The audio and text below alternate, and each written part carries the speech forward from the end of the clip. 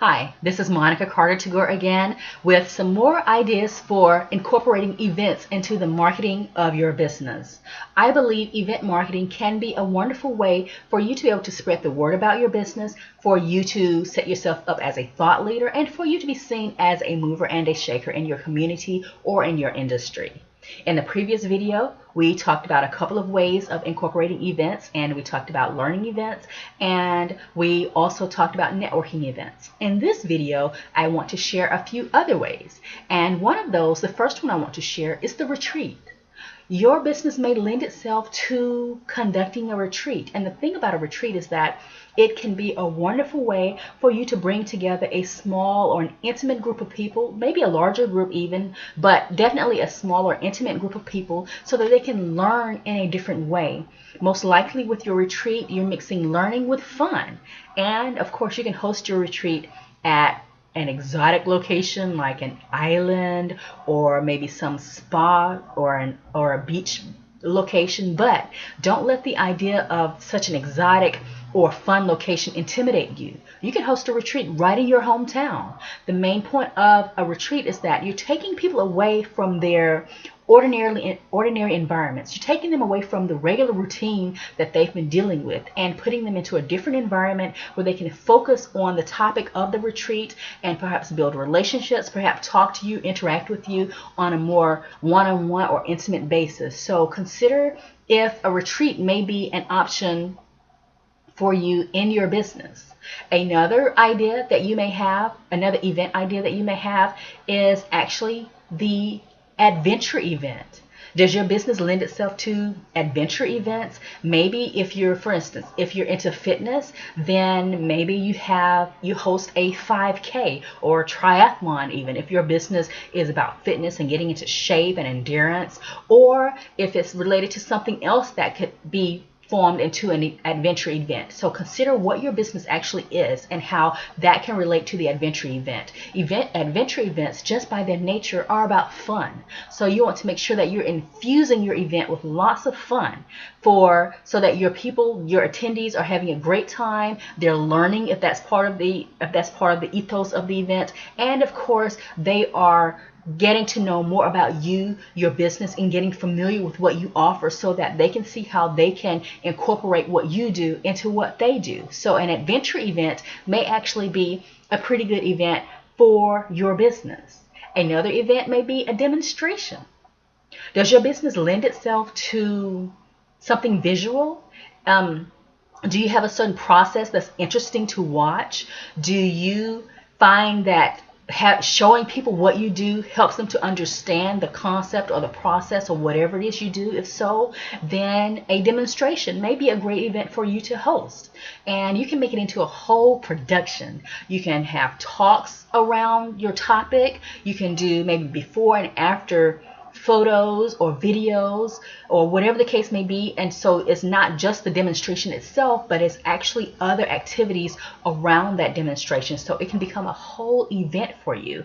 And that can be a wonderful way for you to be able to let your target audience know what you do, as well as, of course, to be able to show them that you actually offer a solution for them. You actually are knowledgeable and you can help them accomplish whatever the thing is that you promise to help them accomplish. You can help them get results. So a demonstration may be a wonderful event type for you. And another event type, the last one I want to talk about in this particular video, is the online or virtual event. This is absolutely my favorite. And part of it is because I am a mom of 2 small children. And so I get to host events without leaving the comfort of my home. And any mom of small children will tell you it can be a whole production when it's time to get the children together and get them where they need to be, and you go out and do your thing. Maybe it's an event. And so by having the option of an online event, I don't have to worry about that. I don't have to get dressed up in fancy clothes. I don't have to make sure that the children have got to be moved from their environment into another environment. And so I get to have the event right here in my home, just like I'm doing with this video.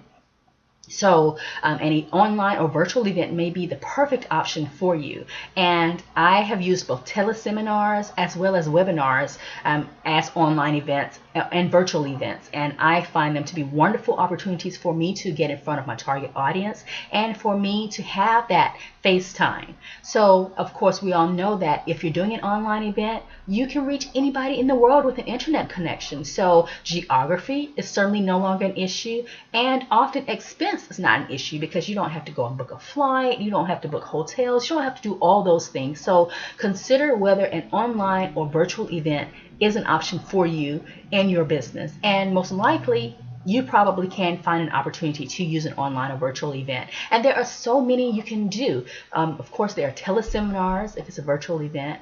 There are Google Plus Hangouts on Air. There are, of course, webinars. There are Twitter chats and lots of other opportunities for you to be able to conduct and host an online or virtual event.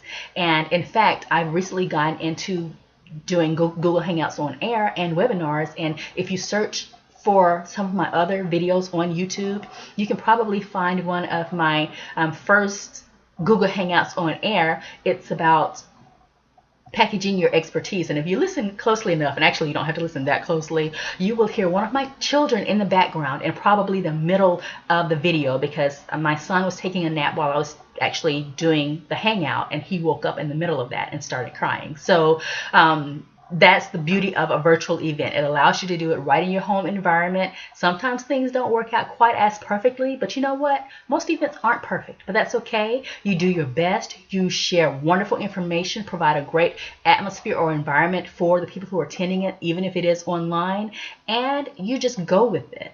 And so that's what I did. That's why I encourage you to do it. Get out there, present your best information, put the best effort on that you can, and help people in an online or virtual environment.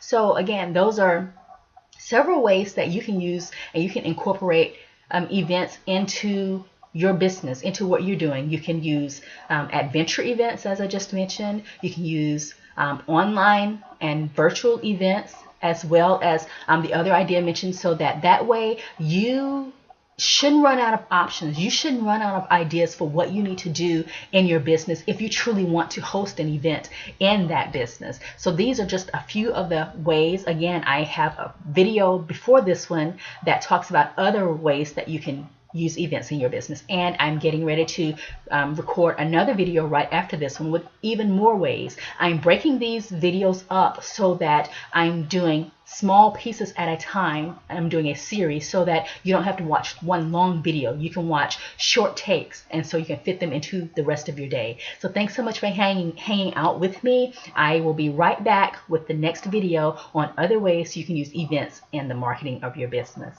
Talk to you soon. Bye-bye.